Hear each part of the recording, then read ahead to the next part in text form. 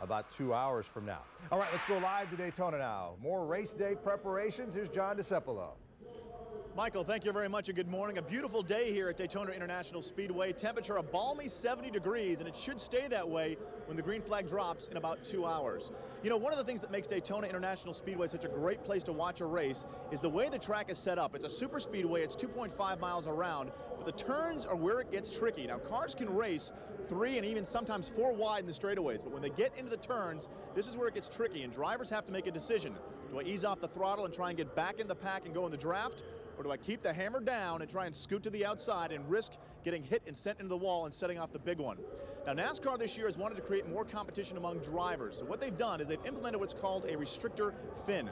The implementation of the restrictor fin is placed on the roof of the car. It's like a spoiler or a deflector. It's placed about 10 inches behind the windshield. And what this does is it creates more drag and more air resistance.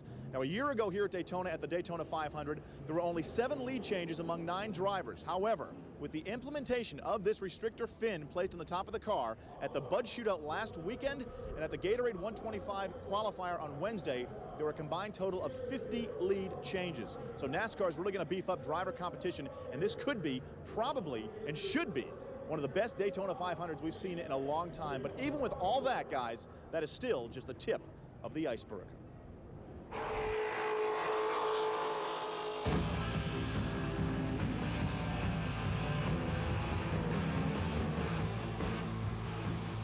Dodge, new tires, and bumper-to-bumper racing sums up what today's Daytona 500 will include.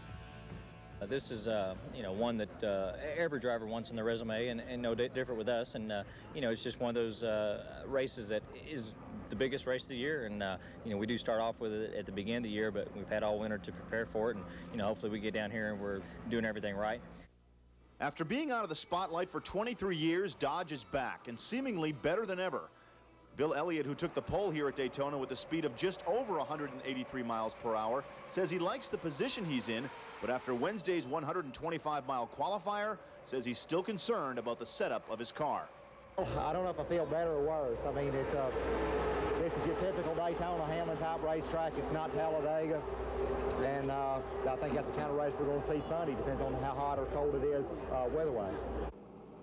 Goodyear has come out with a harder tire this season made from different compounds. The result is a looser feel for drivers on the track, and that should make for better passing situations for more experienced racers. I think it's going to be one of the best Daytona 500s we've seen in a very long time. I think we're going to see a record number of passes made in the 500.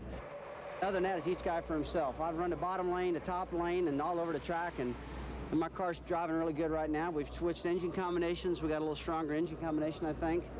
And I think we're about as prepared as we can get for the 500. But the biggest question about today's Daytona 500 is who is the front runner to win this race? I tell you what, this is the first time I've been to Daytona that I have no idea whatsoever as to who's going to win this race. I think that it's really anybody's race. I mean, typically you would say Earnhardt has a distinct advantage. I don't even think he has an advantage. It really depends on timing and knowing, how to put yourself at the right place at the right time. And I think whoever's running second when they come to take the white flag, that's your guy. If he knows what he's doing, that's your guy right there. And I hope that's me. And Jeff Gordon has certainly been known to be a guy who waits in the draft at about the last lap before he makes his move and slingshots past you.